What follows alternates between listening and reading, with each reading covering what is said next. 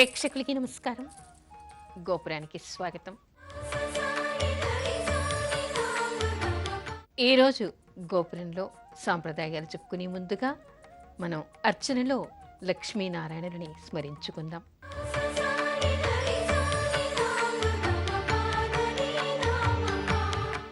నారాయణ నారాయణ హరి హరి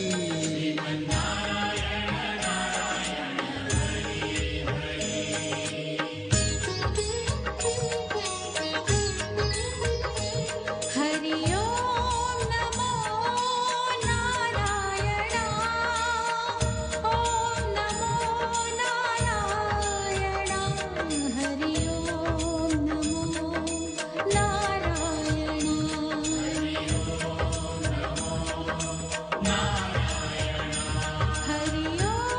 నమో నారాయణ ఓం నమో నారాయణ హరి ఓం నమో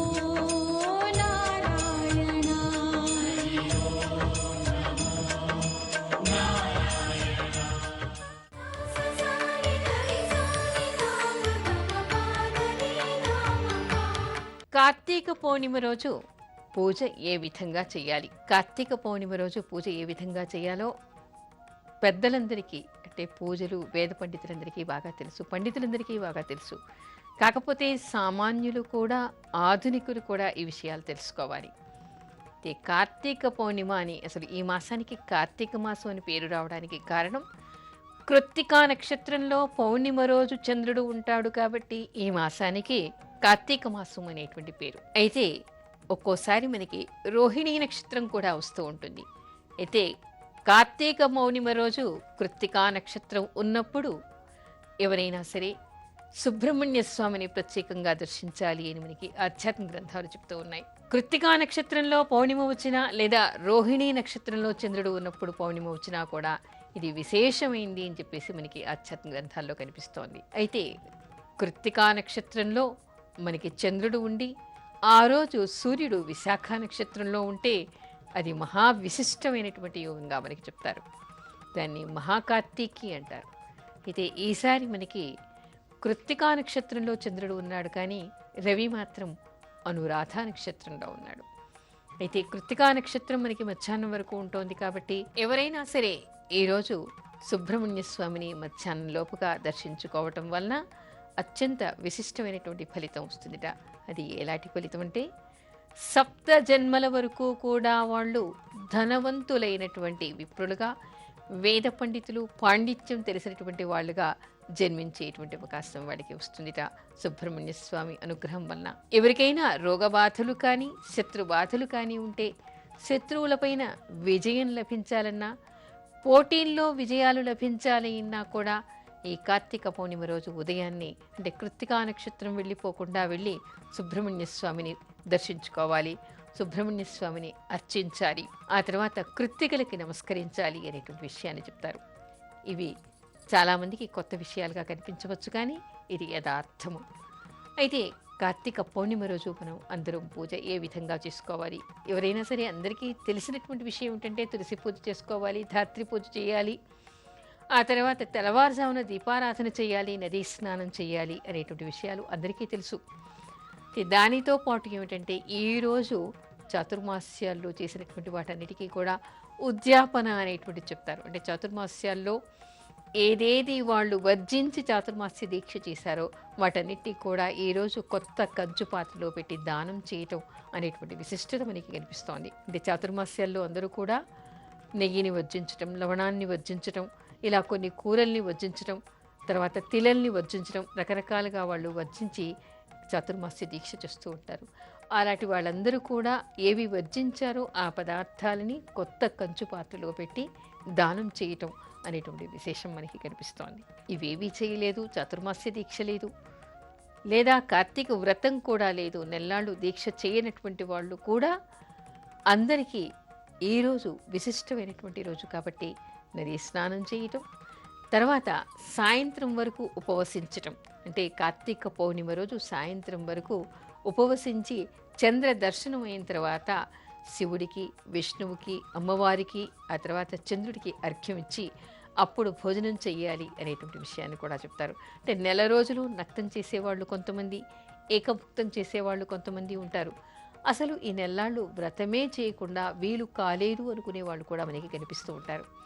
అయితే ఎవరైనా సరే వ్రతం చేసిన వాళ్ళు, చెయ్యని వాళ్ళు కూడా కనీసం ఈ ఒక్క రోజైనా కార్తీక పౌర్ణమి రోజు సాయంత్రం వరకు ఉపవసించి నక్షత్రాలు వచ్చిన తర్వాత మళ్ళీ సాయంత్రం పూట ప్రదోష కాలానికి పునః పూజ చేసి దీపారాధన చేసి ఎవరు బ్రాహ్మణ సమారాధన అంటే బ్రాహ్మణులకి అన్న సమారాధన చేస్తారో, అంటే అన్నం పెడతారో, బ్రాహ్మణులకి భోజనం పెడతారో వాళ్ళందరికీ కూడా విశిష్టమైనటువంటి ఫలితం లభిస్తుంది అంటారు. ముఖ్యంగా అందరూ ఏం చేస్తూ ఉంటారు, కార్తీక మాసంలో తులసికి దీపం పెడుతూ ఉంటారు. ఆ తులసికి దీపం పెట్టినప్పుడు ఇక్కడ తులసి చెట్టు దగ్గరే మనం నెల రోజులు పూజ చేసేవాళ్ళైతే లక్ష్మీనారాయణల పటాన్ని కానీ లేదా ప్రతిమను కానీ ప్రతిష్ఠించి ఉంటారు. అది లేకున్నా సరే నిత్యం దీపారాధన చేస్తూ ఉంటారు ఉదయం సాయంత్రం కూడా. కార్తీక పౌర్ణమి రోజు ముఖ్యంగా దీపారాధన చేస్తూ ఉంటారు. అలా కార్తీక పౌర్ణమి రోజు దీపారాధన చేస్తూ అక్కడే కూర్చొని లలితా పరమేశ్వరికి కూడా లలితా సహస్రనామం చేయటం వల్ల విశేషమైనటువంటి ఫలితం వస్తుంది. అంతేకాకుండా మనం మామూలుగా ఏం చేస్తాం, అందరూ కూడా నిత్యం దీపారాధన చేస్తూ ఉంటారు. అయితే కొంతమందికి ఆ అలవాటు లేదంటూ, కొంతమంది వీలు కాలేదు అంటూ చేయకుండా ఉండేవాళ్ళు కూడా మనకి సమాజంలో కనిపిస్తూ ఉంటారు. అయితే అలా చేసే వాళ్ళందరూ, నిత్యం దీపారాధన చేసే వాళ్ళందరూ కూడా ఈ కార్తీక పౌర్ణమి రోజు సాయంత్రం పూట మనకి సంవత్సరంలో ఎన్ని రోజులు వస్తాయి, 360 రోజులు ఉంటాయి. అందుకని రోజు 2 ఒత్తులు దీపం పెట్టినా కూడా మనం నిత్యం దీపారాధన చేసినట్టే. అయితే అలా చేయలేనటువంటి వాళ్ళందరూ కూడా, చేసే వాళ్ళందరూ కూడా అంటే విశిష్టమైనటువంటి ఫలితం రావడం కోసమని ఈ కార్తీక పౌర్ణిమ రోజు సాయంత్రం పూట తులసి దగ్గర కానీ, దేవాలయంలో కానీ, ఉసిరి చెట్టు ముందర కానీ, ఇంట్లో దేవతా మందిరం ముందు కానీ 720 ఒత్తులు తీసుకొని దాన్ని ఆవు నెయ్యిలో తడిపి కింద భూమి మీద ఆవు పేడతో కానీ లేదా పసుపుతో కానీ పరిశుభ్రంగా అలికి అష్టదళ పద్మాన్ని పెట్టి దానికి ఇరువైపులా శంఖు చక్రాలు పెట్టి తర్వాత గోవు అడుగుల ముద్రలు బియ్యం పిండితో వేసి దాని మీద బియ్యం పోసి దాని మీద ఒక పళ్ళెం పెట్టి దానిలో పెద్ద ప్రమిద పెట్టి, మట్టి ప్రమిద పెద్దది పెట్టి దాని నిండా ఆవు నెయ్యిలో తడిపినటువంటి ఈ ఒత్తులు పెట్టి దీపారాధన చేయాలి. అలా దీపారాధన చేసి ఇంకొకటి ఏమిటంటే, కొంతమంది మట్టి ప్రమిదలో పెడతారు, మరికొంతమంది కడుపు చలువ అని చెప్పేసి బియ్యం పిండితో బియ్యం నానబెట్టి కొట్టి బియ్యం పిండితో ప్రమిద తయారు చేస్తారు. ఆ ప్రమిదలో ఈ దీపాన్ని పెడతారు. అంటే 360 2 ఒత్తులు వేసి పెడితే ఎన్ని అవుతాయి, 720 ఒత్తులు అవుతాయి. ఈ 720 ఒత్తులు కూడా 360 ఒకటిగాను 360 ఒకటిగాను 2 కట్టల ఒత్తులు అక్కడ పెట్టేసి తడిపి దీపారాధన చేసి దేవుడికి నివేదన కూడా చేస్తారు. ఇష్టం వచ్చిందంటే ముఖ్యంగా ఈ కార్తీక పౌర్ణమికి అందరూ ఏమిటంటే పాయసం, పరమాన్నాన్ని నివేదన చేస్తారు. పరమాన్నం నివేదన చేసి అందరికీ పంచి బ్రాహ్మడికి కానీ వీలైతే పేదలకి కానీ భోజనం, కనీసం ఒక్కళ్ళకైనా భోజనం పెట్టడం లేదా సామాగ్రినైనా ఇచ్చి భోజనం చేయటం. రాత్రి వరకు ఉండి భోజనం చేస్తే స్త్రీలకి సౌభాగ్యమని, తర్వాత సకల ఐశ్వర్యాలు సంపదలు కలుగుతాయి అని చెప్తారు. అందుకని ఏ వ్రతము లేనటువంటి వాళ్ళైనా సరే కార్తీక పౌర్ణిమ రోజు ఒక్కరోజైనా సాయంత్రం వరకు ఉపవసించి దేవతారాధన చేసి దీపారాధన చేసి భోజనం చేయటం వలన విశిష్టమైనటువంటి ఫలితం లభిస్తుంది అని చెప్పేసి మనకి ఆధ్యాత్మిక గ్రంథాలు చెప్తూ ఉన్నాయి.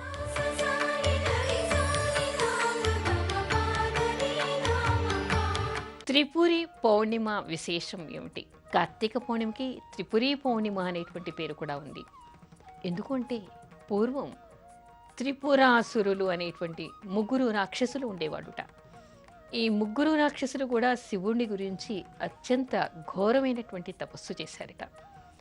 చేసిన తర్వాత వాళ్ళు నిత్యం ఏం చేసేవాళ్ళంటే సహస్ర కమలాలు తెచ్చి శివార్చన చేస్తూ ఉండేవాళ్ళుట. శివుడు వాళ్ళని పరీక్ష చేయడం కోసం అందులోని సహస్ర కమలాల్లోని ఒక కమలం మాయమైందిట. అప్పుడు వాళ్ళు దేనికి భయపడకుండా ఆ సహస్ర కమలం కింద వాళ్ళ కళ్ళని పొడి చేసి శివుడికి అర్చన చేశారుట. అంటే నేత్ర కమలాన్ని వాళ్ళు శివుడికి అర్పించారు. ఆ తరువాత రోజు కూడా సహస్ర కమలాలు తెచ్చి పూజ చేస్తూ ఉంటే దానిలో కూడా మళ్ళీ కమలాలు మాయమయ్యాయిట. అప్పుడు వాళ్ళ తలలని తెగటార్చి శివుడి దగ్గర పెట్టడానికి సిద్ధపడ్డారుట. అప్పుడు శివుడు ప్రత్యక్షమై ఏం వరం కావాలో కోరుకో అని చెప్పేసి అడిగట. అప్పుడు వాళ్ళు 3 నగరాలకి ఆధిపత్యాన్ని అడిగారుట. ఆ నగరాలు కూడా ఏ విధంగా ఉండాలి, ఈ సృష్టిలో ఎక్కడా లేనంత వైభవంగా ఆ నగరాలు ఉండాలి. తమ ముగ్గురిని ఎవరూ జయించలేనటువంటి వీరత్వం వాళ్ళకి కావాలి. ఆ తర్వాత మరణం కూడా ఏ విధంగా ఉండాలి అంటే ఆ ముగ్గురిని ఆ ముగ్గురి ఉండేటువంటి త్రిపురాలని కూడా ఏకకాలంలో ఒకే బాణంతో సంహరించే విధంగా వరం కావాలని కోరుకున్నారట. అంటే వాళ్ళకు ఉండేటువంటి మూర్ఖత్వం ఏమిటంటే భగవంతుడి దగ్గర ఏదైనా సాధ్యం కాదు, అసాధ్యం అనేటువంటిది లేదు అనేటువంటి విషయం తెలియనటువంటి అజ్ఞానులు. అందుకని ఆ విధమైనటువంటి మరణం అయితే తమకు రాదు.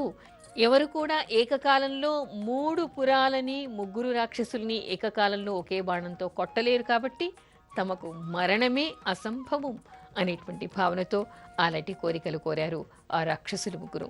శివుడు చిరునవ్వు నవ్వి తథాస్తు అన్నట్ట.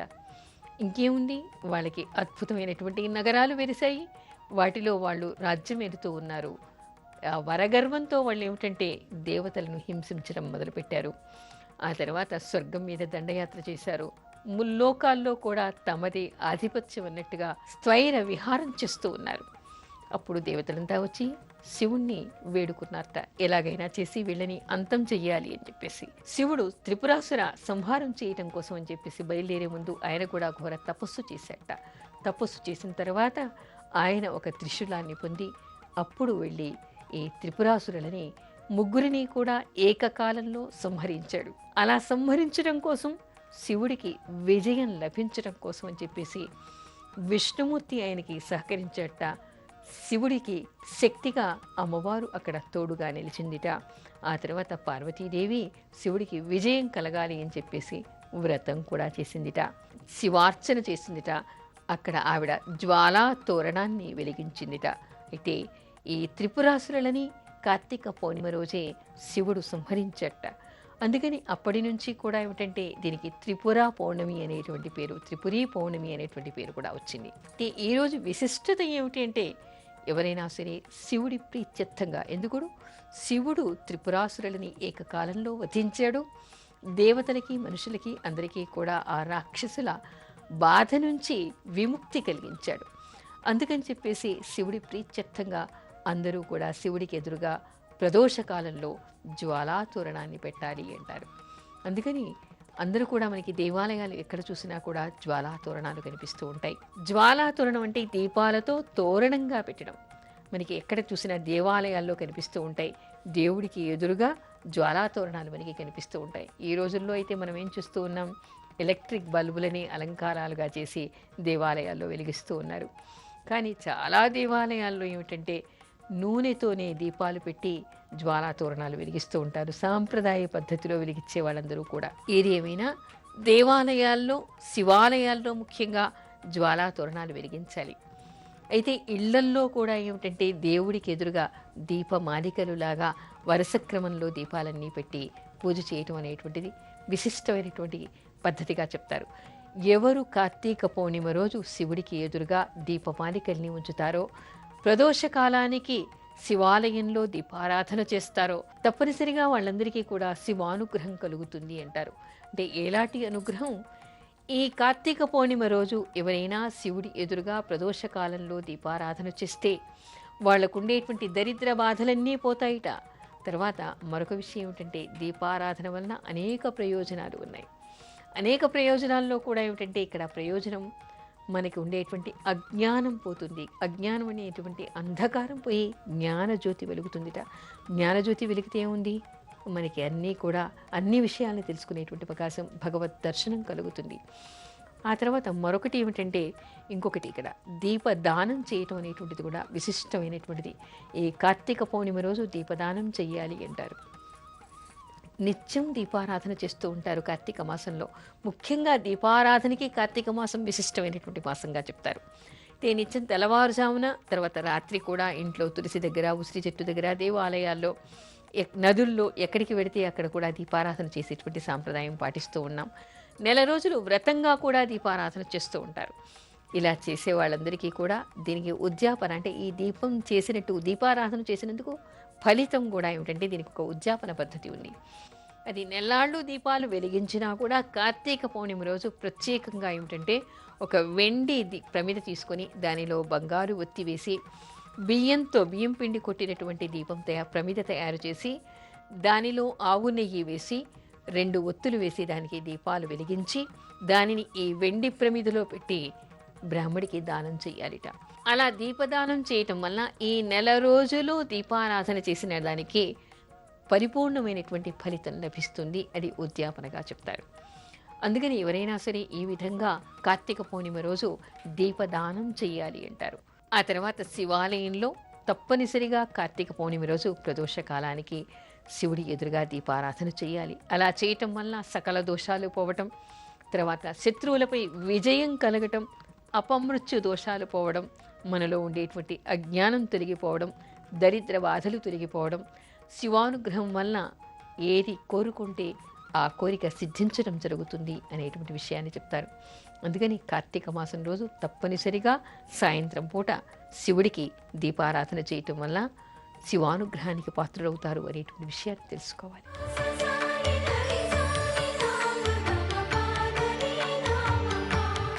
నమో భూతనాథం నమో దేవదేవం నమః కాలకాలం నమో దివ్యతేజం నమః కామభస్మం నమః శాంతశీలం భజే పార్వతీ వల్లభం నీలకంఠం భజే పార్వతీ వల్లభం నీలకంఠం.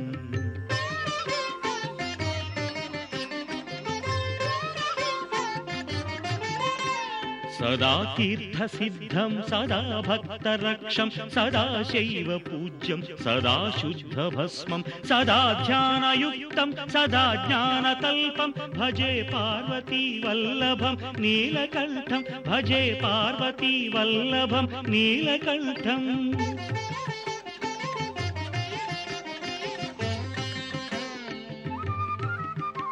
శ్మశానం భయానం మహాస్థానవాసం శరీరం గయానాం సదా చర్మవేష్టం పిశాచం నిశోచం పశూనాం ప్రతిష్టం భజే పార్వతీ వల్లభం నీలకంఠం భజే పార్వతీ వల్లభం నీలకంఠం.